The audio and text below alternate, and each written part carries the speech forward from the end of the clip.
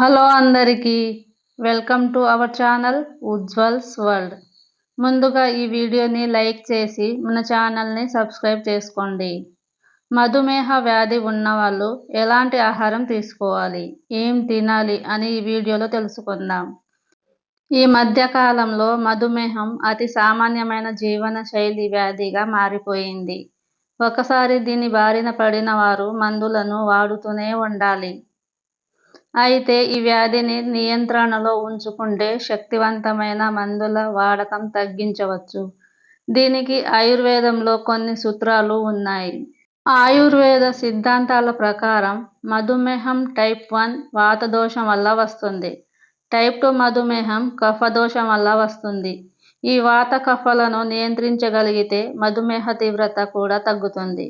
దీనికోసం ఆయుర్వేదంలో సూచించిన సూత్రాలేమిటో చూద్దాం. మనం తినే ఆహార పదార్థాలలో, త్రాగే వాటిలో పసుపును ఎక్కువగా చేరిస్తే మంచిది. దీనివల్ల కఫదోషం తగ్గుతుంది. పసుపుతో పాటుగా ఆవాలు, ఇంగువ, కొత్తిమీర మొదలైనవి కూడా ఎక్కువగా తీసుకోవాలి. కరివేపాకు పొడిని ప్రతిరోజు అన్నంలో వేసుకొని తినటం వల్ల మధుమేహ వ్యాధి విలువలు తగ్గుతాయి.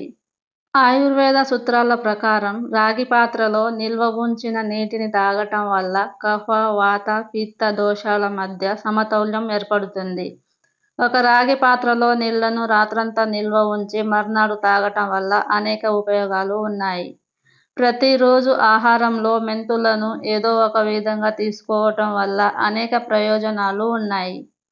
ఉదయాన్నే లేచి మెంతి మొలకలను తినటం లేదా మెంతి గింజలను నానబెట్టిన నీళ్లను తాగటం వల్ల మధుమేహ విలువలు తగ్గుతాయి. ఏమాత్రం తీపి లేని కాకరకాయ, ఉసిరికాయ, అలోవెరా వంటివి తినటం వల్ల కూడా మధుమేహ రోగులకు ఎంతో ప్రయోజనం ఉంటుంది. నేరేడు ఆకులు తిన్నా, నేరేడు పళ్ళు తిన్నా కూడా ప్రయోజనం ఉంటుంది. మీకు ఈ వీడియో నచ్చితే లైక్ చేసి షేర్ చేయండి. మరిన్ని మంచి వీడియోస్ కోసం మా ఛానల్ని సబ్స్క్రైబ్ చేసుకోండి. ధన్యవాదాలు.